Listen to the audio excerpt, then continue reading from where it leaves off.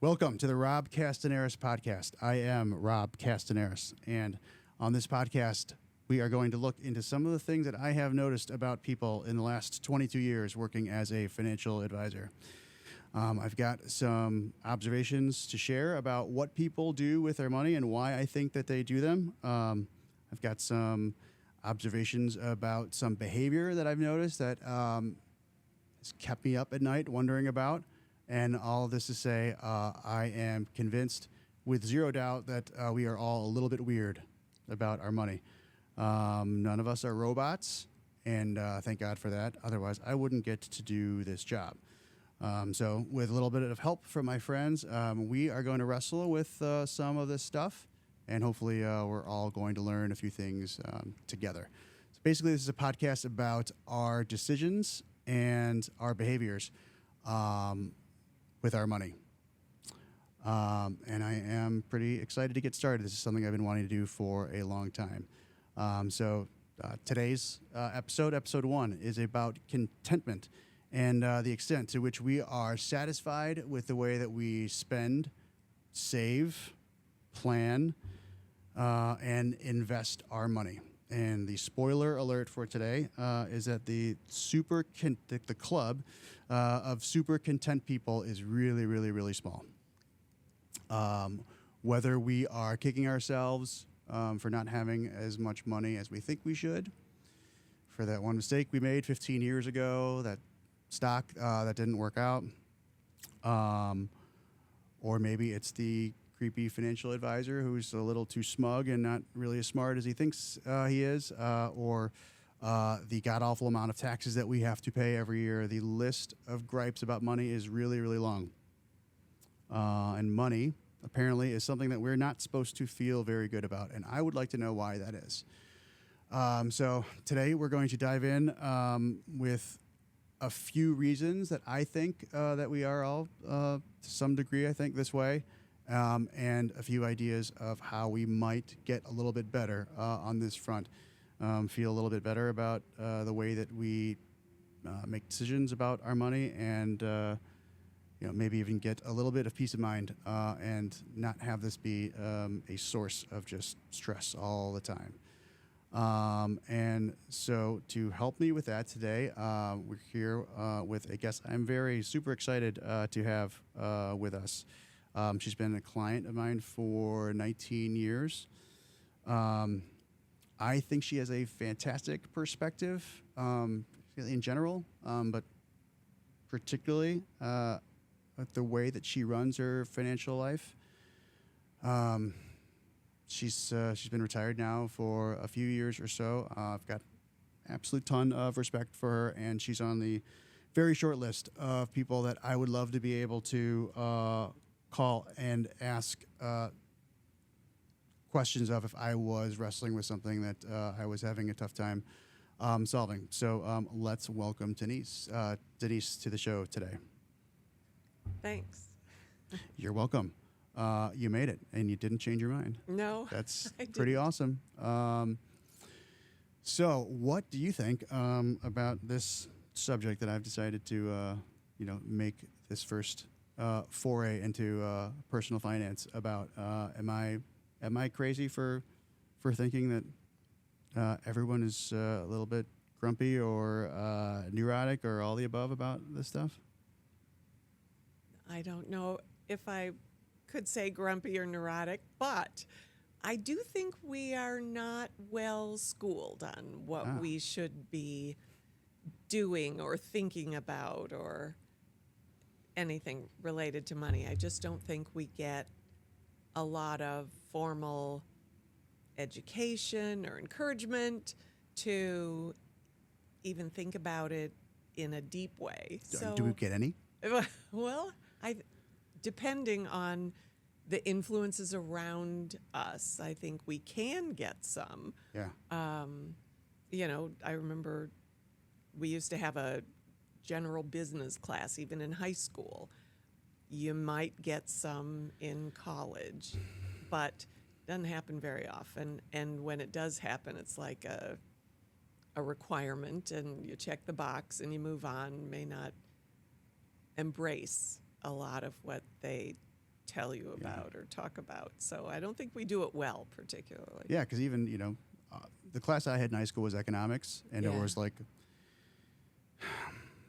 a basic like fundamentals about picking stocks and why, and like basically how the stock market works, and the semester-long project of picking a stock, following it, and charting it, which to me like tells us absolutely nothing, right, about handling our own Right. finances, right? It's like this abstract thing of like, Right. all right, if you're so lucky to have money one day, like here's how you might do it, and like you might get lucky and you might pick the right stock, but like it tells us nothing about saving for, going off to college or like a first apartment, none of that stuff, right? So like that is a point that was definitely not on my list. We are not. You said formally educated. Well, I think most of us aren't even informally educated, and even that's luck of the draw, right? Like if we have parents who care about the extent to which we learn about money. Some of that seems like generational to me, right? Because there's like a stigma about, is there one about like talking to, I don't know, I feel like at some point along the line there was, like a hard line between generations where like you don't talk to your kids about money. Am I off base on that, or is that? I know you. I know firsthand that you did a, this is not like lip service, but like you were super thoughtful with what you did with Kate about, what she thought about money. But like, I don't know, is that a thing with your peers where like talking to your kids about money is sort of like taboo?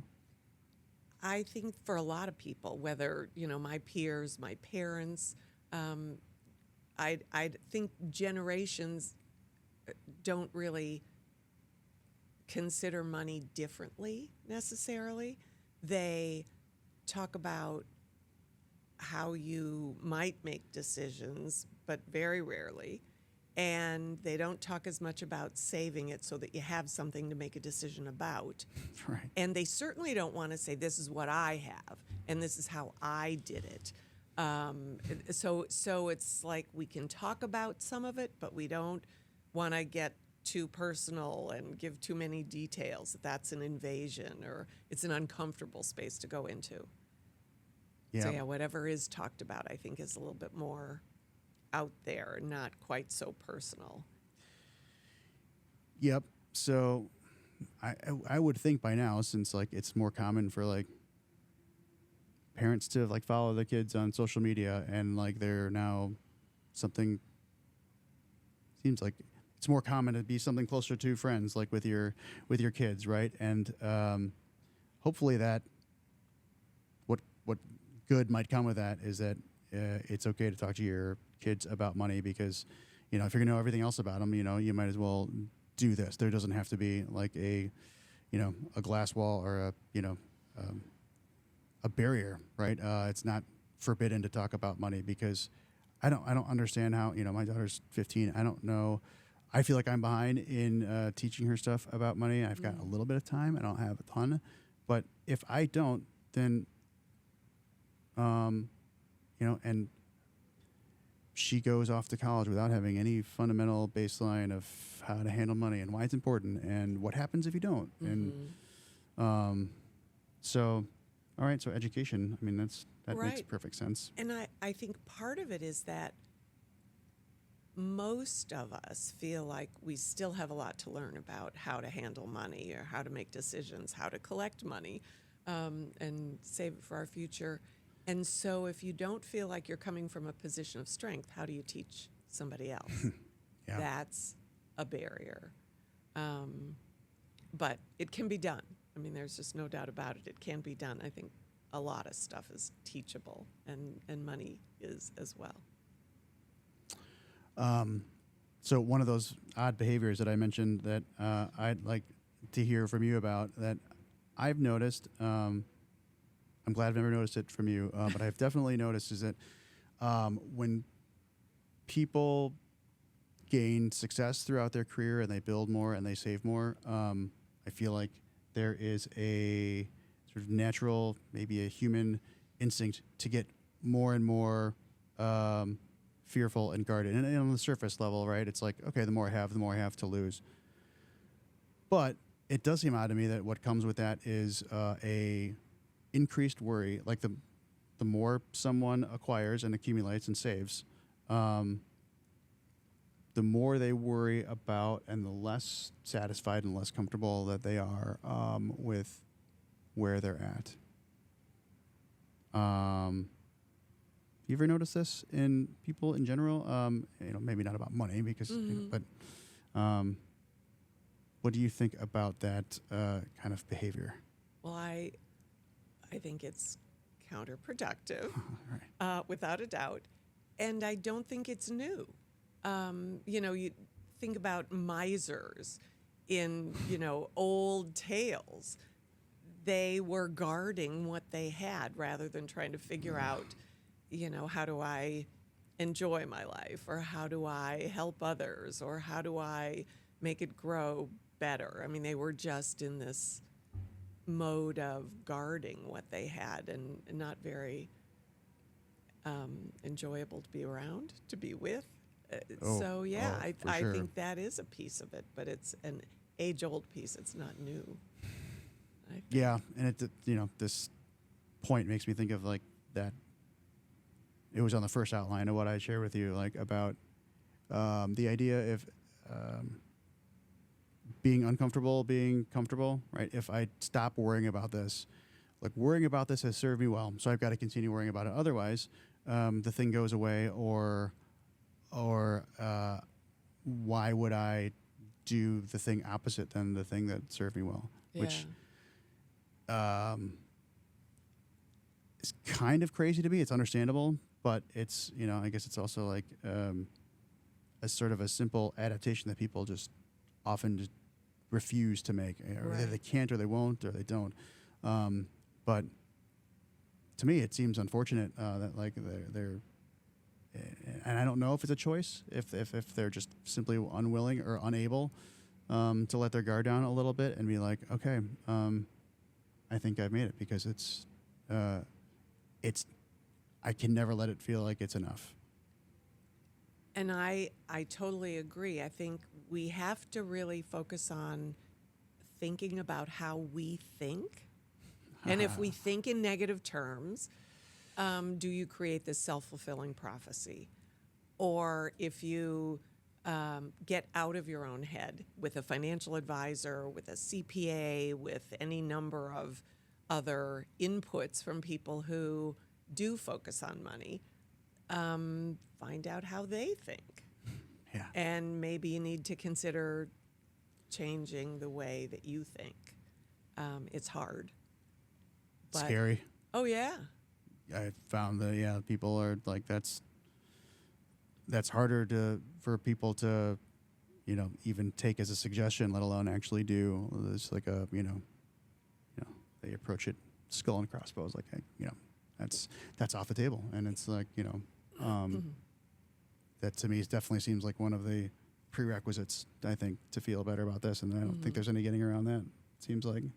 Well, and I found when I retired, I had to really change the way that I think about money. In your introduction, you talked about, spending money and investing money and making decisions about saving money and all of that. And I had to come back to spending money, because for a long time I was in the save mode and invest mode and try to figure out how to grow it and make it last and all that. But there came the time that now I have to think differently about spending money, that it isn't about accumulating so much as it had been, when I was working and raising a child and funding, the consumable or consuming part of my life.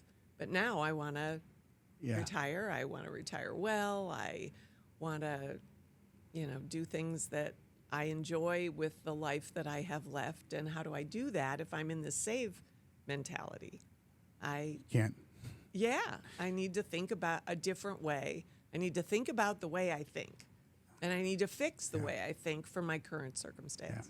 Yeah. Well, you're in another small club of people who not only like can do it, but that it even occurs to do it. And I think that probably comes from like a comfort in doing things like I've done it this way my whole life. Mm-hmm.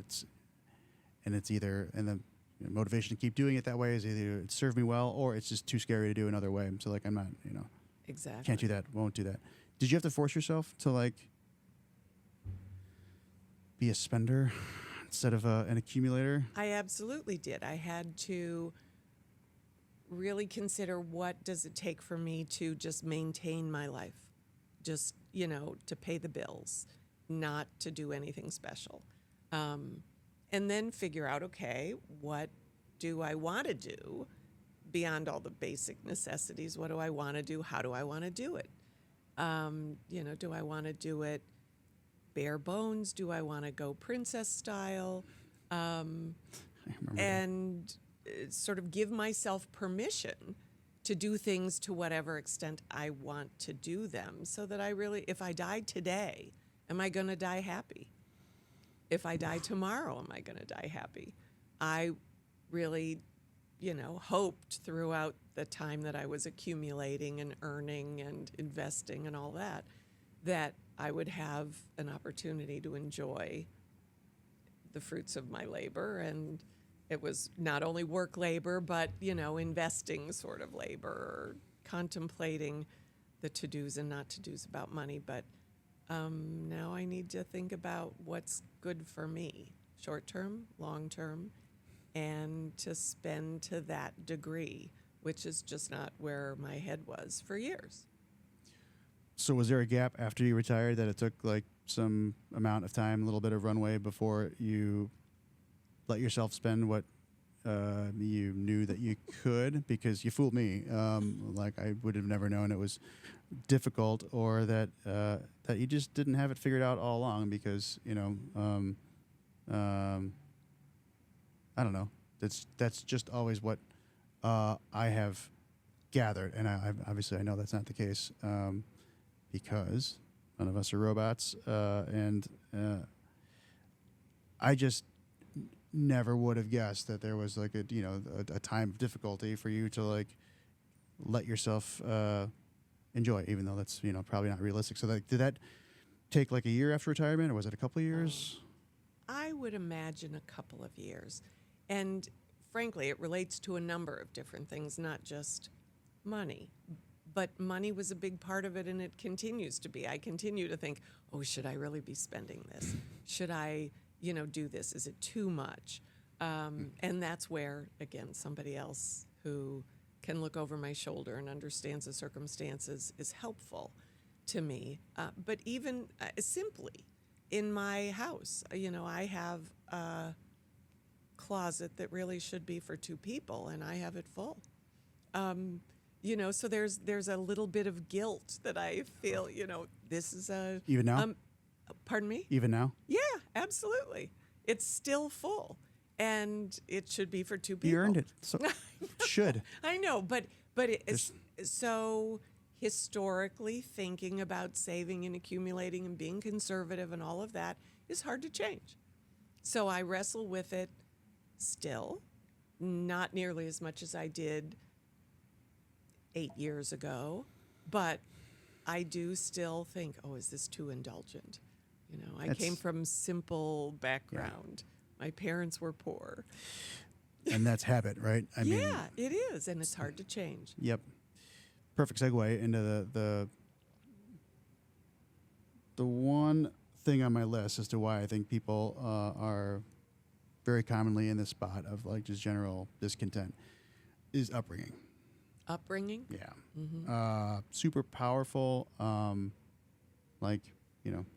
don't know that we're doomed to one trajectory over another because of who our parents were, but like I definitely think it's the most powerful. One of my clients, when I first started working with her, there was definitely a disconnect between how much she could spend and how much she did, and this is not super uncommon, but one interesting thing that is something that I will never forget and has helped me form a super harebrained theory that I have, that the way we think about our money is largely shaped by the time we're 10. Zero data about that. There's no, academics can, have a field day with this. But the reason this made me think of that is, I mean, we went through probably years of credit card statements and matched that up against income, and there was just like a whole lot more room that she could spend, and yet like she was, wasn't going to be convinced otherwise that she was in bad financial shape, and that she. And the more I asked about this, she said, "Well, the reason I don't buy stuff that I could is like to this day, like I'm still buying, $40 or $60 shoes at Nordstrom Rack instead of shoes that I actually want." Okay, but she said, I think, and I spent a lot of time thinking about this, but the reason I do that is when I was a kid, we would go to the carnival, and my dad would ask me, well, specifically, he asked me one time when I wanted cotton candy, and he asked, "Do you want this or do you need this?" Mm. So that certainly explains a lot. Yeah. Little sad. Feel bad for poor kid who just wanted some cotton candy, and Sure. yeah, but like that wasn't his fault. I think it's just what ended up happening. But like, it seems to me like she still thinks of just that when she is going to buy a pair of shoes. Like, do you need these shoes that you actually want, Right. that you clearly have enough money for? No, so I'm going to buy the shoes that I need, which is to say the ones that fit my feet Mhm. and get me out of the store with the least amount of money. Right. I don't know. I don't know. I don't know. There's certainly nothing wrong with that. But when I do get a sense from people like that, they wish that they would behave differently. That certainly, definitely makes me dig in a little bit and ask, like, all right, well, if that's something you want, I might be able to help you with that way more than I can. I ain't going to tell you which way the stock market's going, right? So, like, if that's something that you actually want to, I don't know, quote unquote, like get better at or like change, like that seems to be like a worthy use of time, because it sounds like you're doing something that you wish you wouldn't do, or not doing something that you wish that you could. Exactly. And, all I can think of with that is it takes practice. It really does, for me anyway, take practice to make a decision today about something that I'm going to do or something I'm not going to do, and then sleep on it and reconsider tomorrow. And how does this line up with the way that I want to be thinking and the decisions that I want to be making? Is that in sync with it, or is it opposed? Am I falling back into my old habits or whatever? Yeah. But it really takes practice. It took practice to build whatever the habit was, and that might be remembering her father's words. It takes practice to establish a new habit. And so, yeah, making decisions, giving yourself a little bit of time to think, now is this in sync, might be helpful. So if we were to try to look at like what things people would need to do to get better at this, right? To like actually not obsess or stress about money. And I don't know, I'm trying to be careful with this because I'm really not trying to do the thing where I'm telling people that everything's going to be okay and money's not that important, because obviously it's important, right? This is like fight or flight. I think this is like right in there, the like the limbic system of like, if I don't have enough food to eat, like I'm in a bad way. That's Or a if problem. so I'm not minimizing the importance of that, but I don't know, it seems to me there should be like some balance around this, right? Where like if I'm convinced I need X amount of money to live and I get there, and then you just arbitrarily add 50% to that because it's going to make you feel better to do it, like that's the kind of thing that I don't know, it drives me nuts. I don't know why it drives me nuts, but like but if someone were to not want to live like that anymore, or let themselves try and let themselves enjoy their money more than they are programmed to be able to do, how do you think one might be able to do this? Well, I can speak from some of my own experience, certainly. Please. I think you got to dip your toe in the water. If you don't have a certain amount of money that you feel comfortable blowing on different shoes or whatever, then, make some small headway. Like I said, practice something. I remember back in the day when I felt like, oh my gosh, I have I have a bolus of money from a bonus or, an inheritance or something. I have a bolus of money that I can do whatever I want with. I certainly didn't feel like I could just blow it. And so I might treat myself and buy something that was more expensive than I would typically buy, but it wasn't going to be completely reckless. Yeah. And then you wait some time and, look in the rearview mirror and figure out, well, did that really hurt me? That I blew a little bit of money on something special that made me really celebrate this newfound, bonus money or inheritance or whatever, a lottery win, or did it hurt me or was it okay? And luckily, in my case, I think the things that I did along those lines turned out to be okay. And so it made me a little bit more confident the next time that I thought, oh, this is really indulgent, like, too expensive a pair of shoes. This is really indulgent. But practice. Yeah, it's just worked.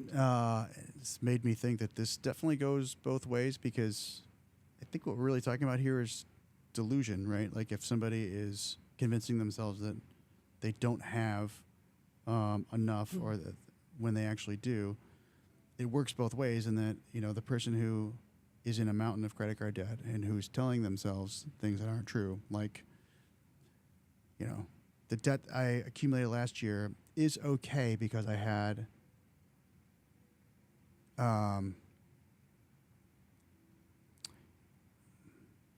it is not a big deal because, or I deserved to indulge myself in these things because of the bad things XYZ that happened to me the year before, right? Like, I'm balking here because that seems a little insensitive to say that people shouldn't look after themselves, but there's I guess maybe the point is there's limits in both directions as to, I don't know, what somebody should afford themselves by way of saving more or spending less, because that person just continued to apply that logic, then they would just go out and buy stuff anytime something bad happened, Sure. right? So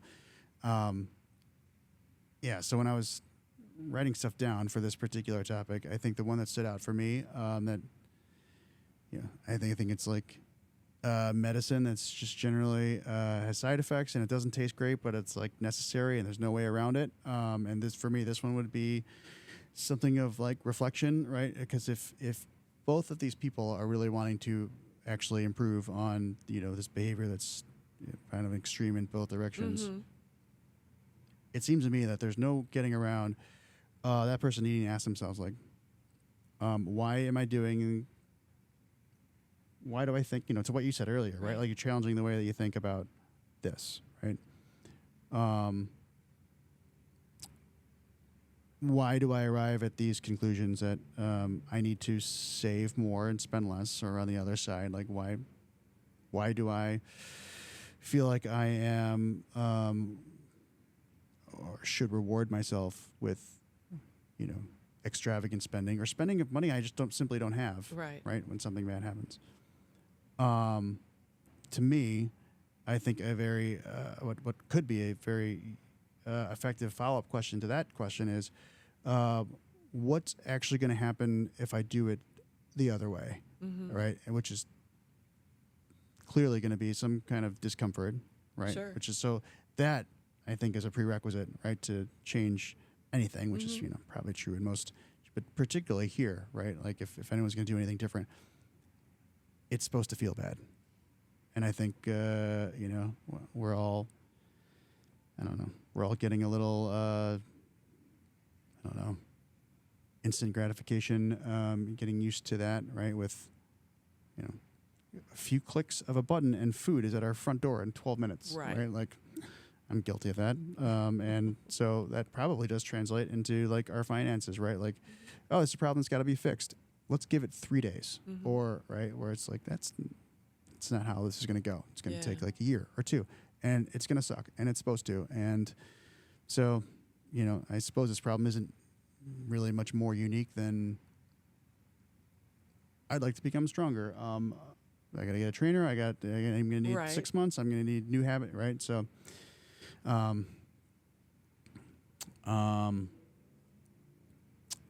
is there anything else that comes to mind as to like what you might say if somebody picked up on what I picked up on about you, which is like, you seem to have this stuff together. What do you think I can do to, I don't know, to get more organized around money, or to just have a better outlook and a better way to manage my finances? Well, I think there are probably lots of things, but it's sort of like eating an elephant. You have to do it one bite at a time. The things that have really helped me are role models. And frankly, role models who are great are just as valuable, but no more valuable than role models who are terrible. I can look at people in my world who have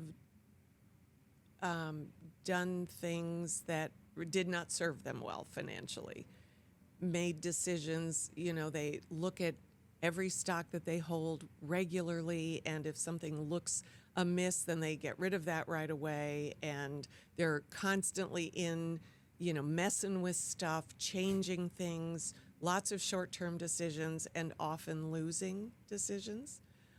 So look for role models, some that look at the long view, and others that look at that short view and are constantly tweaking things, and see what feels most comfortable to you, see what their level of success with their mindset has been. So looking for role models would be one. Again, for me, forced savings was really good when they came up with 401ks. Or we used to be able to buy savings bonds through payroll deduction. Those kinds of things were really helpful to me. Just take the money away from me. I'll know it's there, but in a manner of speaking, sort of forget that it's there, and it can do its job while I'm not looking, and yet I still have enough money to live on, et cetera. So forced savings was something that was important to me. And I imagine, you know, it can be done today, whether through your employer or through your bank. They just take, you know, the first X dollars, and it could be $5 a week. I mean, that's something that, again, back in the day we started with was $5 a week that would just be socked away. It doesn't have to be any more than, you know, a cup of coffee at Starbucks every week that you could change. So just one small step at a time. Another thing that helped me was being able to take a look at where money went. And when we did income taxes, looking at how much money went was sort of what made me conclude, well, we need to figure, you know, we need to figure out where that all went. Do we feel like we have anything to show for it? So taking a look at what we were spending and then figuring out, okay, now we have to know how we're spending it, because we don't really feel the satisfaction that we should, even though we know we spent all that. So trying to figure out how to keep organized. And for me, frankly, the biggest tool was something like Quicken that helps categorize what you spend and what you spend it on, how you spend it. That was quite helpful. Another thing, frankly, that was helpful to me, and this is probably a downer for your podcast, but again, is we're not all going to live forever. You know, none of us are going to get out of this alive. Yeah. And so what do you need to do to prepare for your own rainy day or for somebody else's rainy day? Frankly, not only are we not going to get out of this alive, we'll be lucky if we're not disabled at some point and need a fair amount of assistance. And how do you provide for that? So, I'm a firm believer that you have to have a long view and you have to have a short view. What do I need for today, and what might I need later? And then what do I want, and how do I want life to be while I have it? Because it's not something that's guaranteed for any great length of time. So, having something like Quicken, having some experience with people dying young, people dying older, and maybe miserly. I think if you look in your life, you have all kinds of data points that you can put together about what might be comfortable for you, what has worked for others, what hasn't seemed to work for others, and try to pick the best that you can so that you can still sleep at night, but have both some level of satisfaction with your life and some preparation for a bump in the road. Did you seek out the role models that shaped the way you think about your finances, or did they find you, or did you luck into a couple of them, or some of all that? I think probably the biggest thing was just being aware, looking at what's going on around me and trying to learn from other people's experiences. Because some of those experiences I don't want to have. So I look at people who have those experiences and why did they have those experiences? How did things turn out like that for them? I've always enjoyed studying people and the way they think and the way they behave. And so, just looking at those that are, again, in my sphere has been helpful in forming some of my decisions. In some instances, I did seek them out. I have, determined that I'm not smart when it comes to an awful lot of math. And I was better off not to do my own taxes, but to have somebody else do them. And people that, kind of know what's what in your financial life has been helpful. And then, when I had something to invest and, make bigger decisions about, to get somebody like you was helpful. And frankly, I don't know that we've ever talked about this, but at a point in time, I made sure that the CPA that was doing my taxes and, knew everything about everything related to me financially was also in a position to help me understand, was the advice I was getting and the results, the returns I was getting, were they reasonable? Were they appropriate? Was I being used, maybe, or abused? Or was I doing better than the average bear? And so I would, have that kind of opportunity with two different people who knew a great deal about me financially to help me understand, am I being treated well with respect to advice I'm getting and the subsequent decisions that I make. So some of the role models, yes, just happened. Some of them like I said, just tried to be alert to, and then some of them I sought.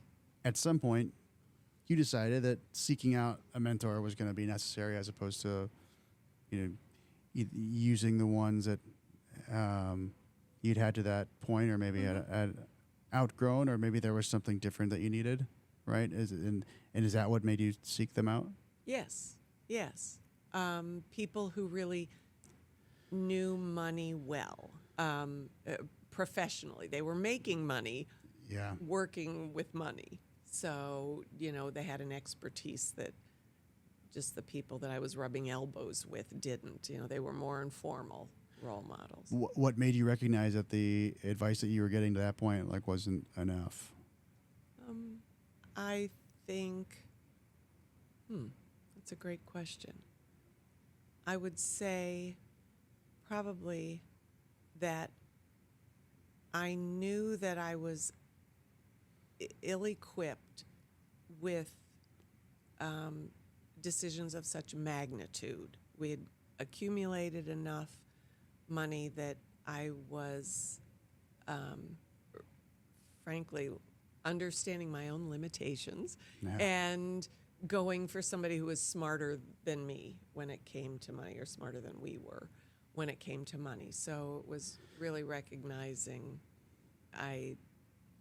we're out of our element now. It's bigger decisions and bigger potential downfalls or whatever upside. And so we really ought to get with somebody who makes money about money. I think you just backed into another one that was not on my list that I would definitely add, and that's humility, right? I mean, if you're saying like, you know, I mean, who, if not like a humble enough humility or self-awareness to say something like, I'm ill-equipped to do X, like, you know, let me go seek that out. That to me is for sure a prerequisite. Falls Yeah. under like the I don't know what I don't know category, and the people who don't have that are never going to do that, Yeah. right, by definition. And all right, so the use of mentors. It's just a really good one because there's only so much that you can get from the phone and from the people immediately around you. So you seek out, right, others who you estimate are going to be able to help you. And so would you say that pretty much rounds out, or is there more to your system that you think is? Sorry. No, the any other components, right? Yes, To like, there was only one other one, and that is, frankly, sitting down myself, with myself annually and saying, okay, where was I financially? What did I have here? What did I have here? What did I have here? At the end of every year or the beginning of every year, and comparing that to where things were the prior year, the year before that, et cetera, so that I could see over time what's changing. yeah. And it's a way of holding myself accountable. Yeah, I to have a make friend sure who does I'm headed that. in the right direction. Yeah, no, and I think this is perfect because I think people fall into a trap of too many choices. So that speaks to me of like you had a system, right? And like every once a year, I'm gonna conduct a review of like what happened. Did I? I think what happens is people will recognize, even if they are interested in doing something similar, they'll become aware that there's 4 or 5 people doing something similar. How am I supposed to know which one of those is best? To which I'd say, like, it's not the point to pick out the best one. The point is to pick one. Exactly. Do it. You'll never know it's the best, and that's okay because, like, it's not like there's like a ranking of these things that that universally is going to decide which one's better than the others. Sure. And I'm convinced nothing is forever. So if it doesn't work for you, if you do it whatever it is, a Quicken like tool or a financial advisor, holding yourself accountable at least once a year to look and compare back over time. If it doesn't work, then change it.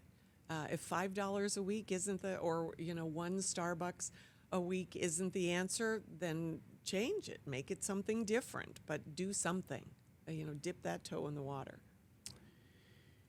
Yeah. One thing that I stumbled on when I was writing stuff down for this is that a financial advisor is not really at all necessary to get your feet wet in this arena. I think that's like kind of... I'm glad that actually that this is like a sort of growing opinion that, someone in the advisor community isn't necessary because, I don't know, I guess to me that would be like, I don't know, if I want to learn a little bit more about how my car works because I don't understand it at all, let me go find the best mechanic. It's just like, that seems to me like, like an overshoot, like, maybe you might have went like 3 or 4 levels too far there, right? So, Right. I don't know, that's not the greatest analogy there, but like around this, I would start with, because money's so personal and it's emotional, there's no getting around it. I'm convinced of that. I would start with the person who knows you the best. Mm-hmm.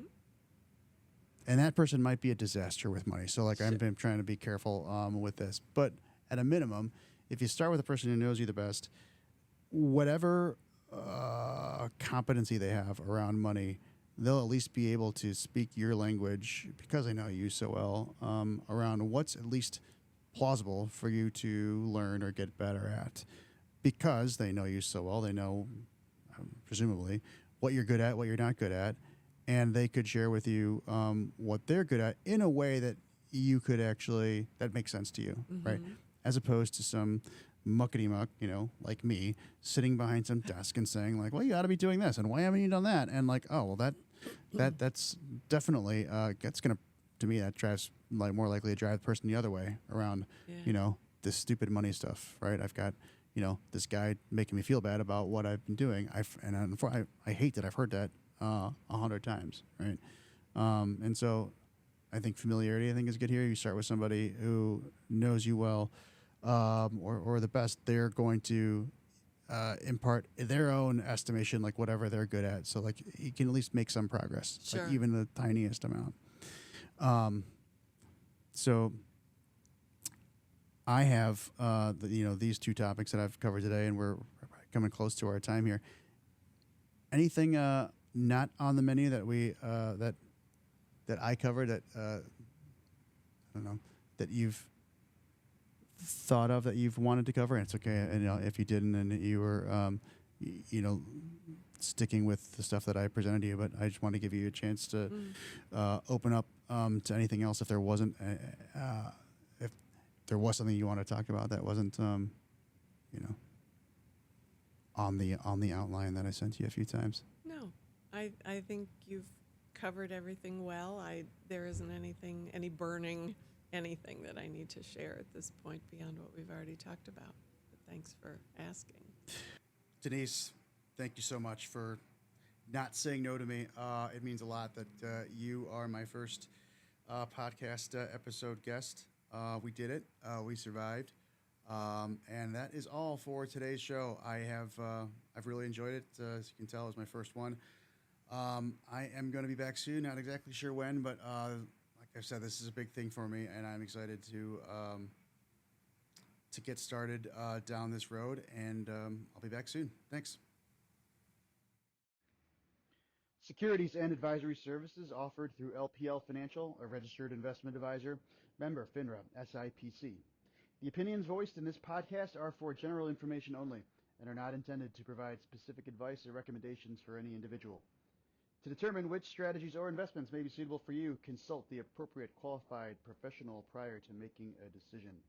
Our guest today, Denise, is not affiliated with or endorsed by LPL Financial or Hagen Advisory.